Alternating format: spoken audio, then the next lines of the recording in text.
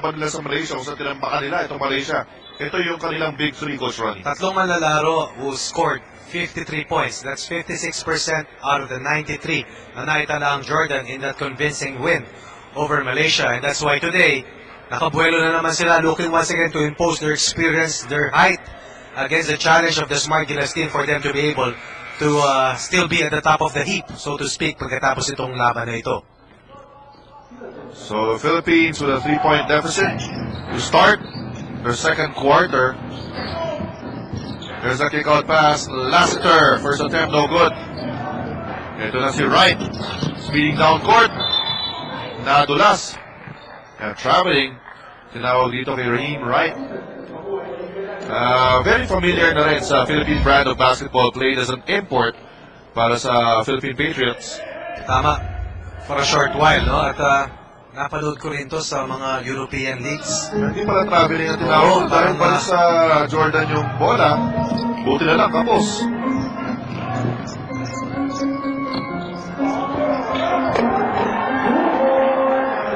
Once again, in open court, malaki ang advantage natin dito sa koponan ng Jordan. Mas bata ang mga manlalaro natin. At definitely, yung teamwork has been built. Because this team has been together for the last 2 years at least. Mas bata, kaya pamilyar tayo dito sa background music at nai-inspire itong Team Pilipinas. Tama, kulang na lang, carousel. Napapapalakpak, clap your hands raw eh. Okay, kaya ito, naka-stop na naman. O, kita mo? Pabilis na pabilis. At yan, bumibilis na rin ang laro ng Pilipinas. Backdoor play. Oy, sayang. Merong breakdown doon sa rotation ng defense by the white shirts. But unfortunately, we couldn't control that leather. Could have been a nice, easy rear cut 2-pointer para dito sa Team Pilipinas. Rebounds are close.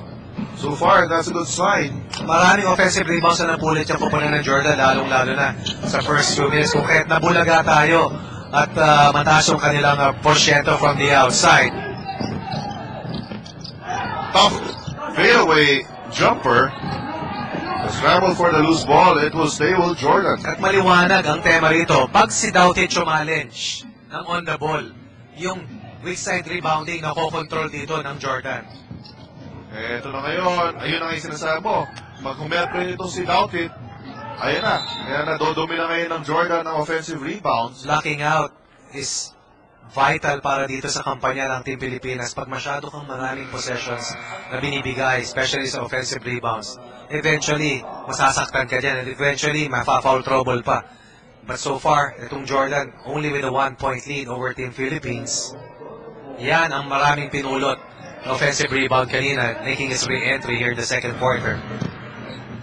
Nice play of that baseline inbound, pero hindi lang makafinish. Malaking bagay talaga si Marcus Doughty dyan inside the paint. Really intimidates the opponents. And listen to the following names: Jamal Samson, CJ Gans, Milan Vucicevic. Yan ang mga manlalarong sinilip, sinubukan, subalit tayo'y bumagsak kay Marcus Doughty na hindi naman natin pinagsisihan dahil he has been a perfect teammate. Batang teammates. At magandang ball movement na naman yun para sa ating Team Pilipinas. Ito, nakaagaw pa. Inside pass. Oy, hindi nakatapos. Pero nandun si Marcus Doughty. Kung ginagatasan ng Jordan yung offensive rebounds, para naman sa atin yung forced turnovers ang nakakapagbigay sa atin ng some extra possessions. Maganda yung agaw ni J.B. Casio. Once again, the Philippine squad showing a lot of quickness, playing the passing lanes, being aggressive on defense. Dahil alam nila at naintindihan nila, pag napunta yung labanan underneath, lamang dito ang Jordan dahil mas marami silang malalaki sa kanilang lineup. And Marcus Doughty taking care of his free throws. Concerned look para kay Coach Raiko Toroman.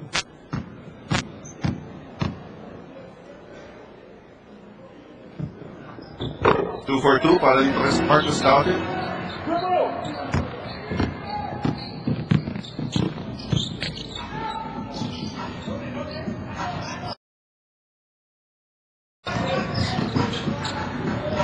Malakit na depensa pinapakita dito ng Team Pilipinas.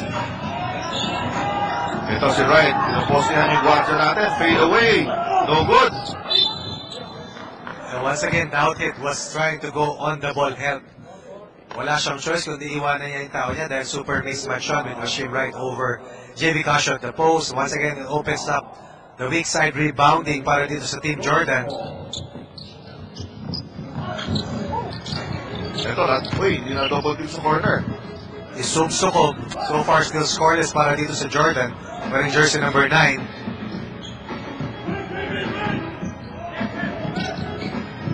So again, Raheem Wright using multiple screens.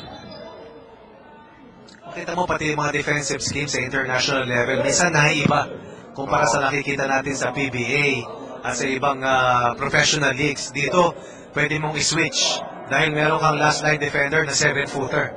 At kadalasan, halos lahat ng mga kupunan dito sa Jones Cup, merong ganong kalalaki. Ang Iran, ilan? Ang dami. Marami rin. Pepe, may isa. Ang Japan lang yata, wala dahil pabata pa. Tama. Lalaki pa sila.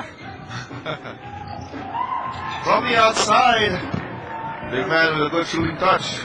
Once again, Marcus Doughtit respecting the bigs of Jordan who have shown that ability to make that shot from the outside. Wala siyang choice kundi kung close out at challenge. Ball will stay with Team Pilipinas. Para naman sa Jordan, the way they extend their half-court defense is just 2 steps away from that wide 3-point line. Understanding that pag tumama at kumonekta ang Team Pilipinas on the 3, mahihirapan silang bumantay.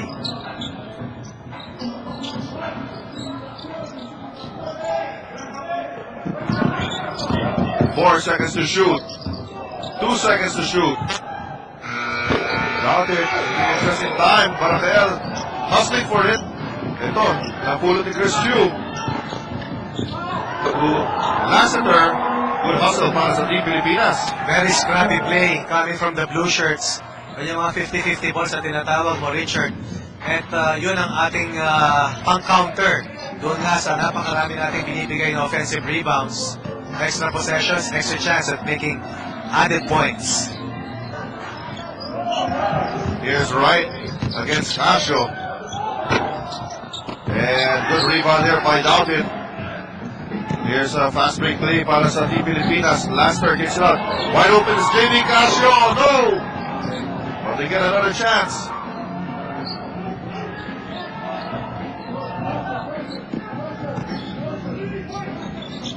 Inside they go to Barakel. They foul. Oh! Basket does not go in. Well, maliwanag, very audible. Naririnig natin yung kanilang mentor, si Coach Thomas Baldwin, shouting pressure, pressure. Try to force turnovers, try to cover the passing lanes. And once again, for the second time, extra possession because of our scrappiness has led to another chance at the basket. And this time, Barakel will go to the free throw line. Yan po ang American coach ng kupunan ng Jordan. What Coach Raiko Toroman has built over the last 2 years is a team which has a very good starting unit and likewise a second unit which is also efficient. Suddenly, mahirap tayong kalaban dahil hindi lumalaylay yung laro natin maski paingay mo yung starting unit. Ang constant lamang na kailangan natin makita ay huwag ma-foul trouble. Itong si Marcus Doughtit. Meantime, Barakel extending the lead of the Pilipinas. Now the lead is up to 5.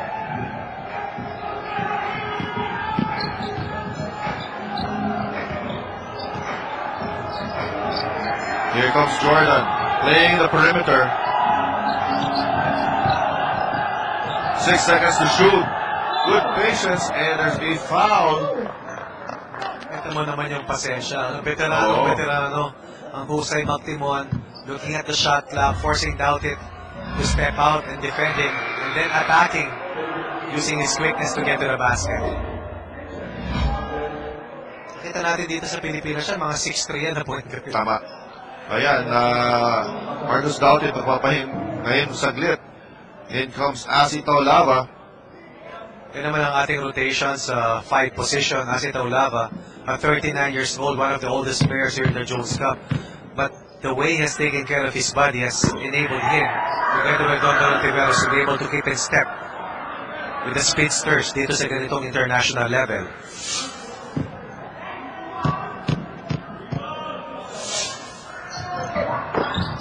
Alright, a split from the line. Ito, meron full court pressure na apply ang Jordan. Oh, nabitawan ni Barakael yung bola. But Jordan turns the ball over. That's a good stop. Protecting your turnovers, not giving up turnover points. As Osama Douglas, after that steal, trying to go for 1 and 2. 1 against 2 attack. Instead, he loses that basketball.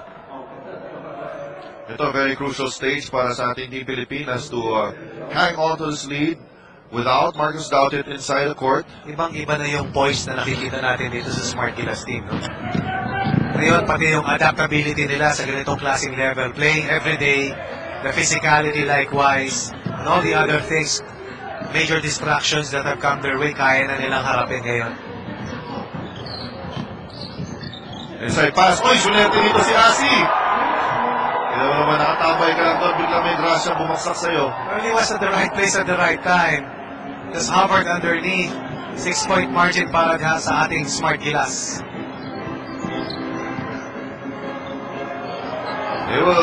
Jordan will continue their attack inside the paint. Realizing na wala na nga yung higante ng ating Team Pilipinas, si Marcus Doughtit. About 8 points scored by this young player as we take a look at what happened. Barakael losing handle. Asi Taulava getting the benefit out of that nearly lost possession. Pero lamang na po ang ating Smart Gilas Team Pilipinas. They're trying to hang on against this attack of Jordan. We'll be right back. O kumayong alis.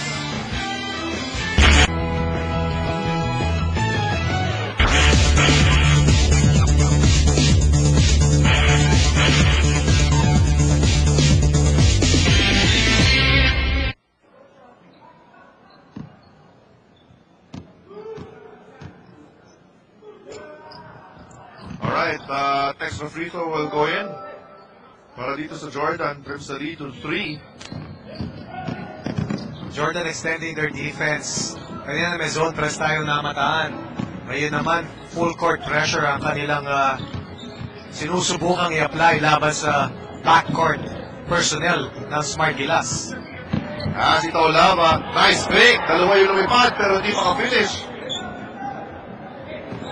Those are key possessions na kailangan nating masigurado.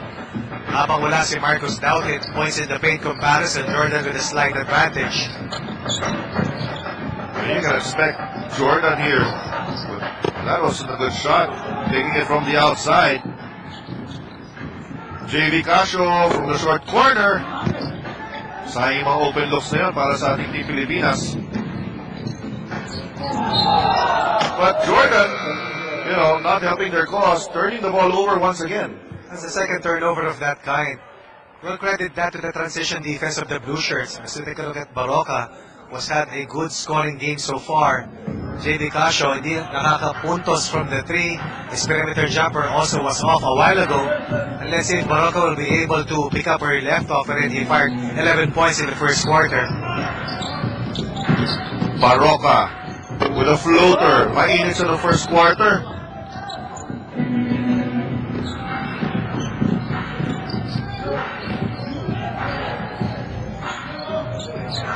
Right, looking inside. Walang mapasahan. This is a mismatch at the post. Good defense there for Barakael, holding his ground. And that's an offensive foul. That is the perfect example on how well we have been able to mature and evolve and adapt to the international level of play. Whereas dati, nangyayari, titiklop na yan eh. Oo. Kasi ang bibigat yan. Oo, kita mo naman yung Veterano na yan. Now we're able to hold ground, not willing to give help, and so we are able to stay home on the other gunners. And they're forced to give up those offensive fouls. Yung individual defense, very important talaga. Ka ng help, eventually mabubutas, magbe-breakdown yung rotation mo sa defensive end. Ito, makikita natin yung atake ni Lassiter. Pumasok yung tira pero no basket. Talk about young players who played over the last 2.5 years. Yung extreme quickness is still there. They're at the peak of their conditioning, napakabata. And once they have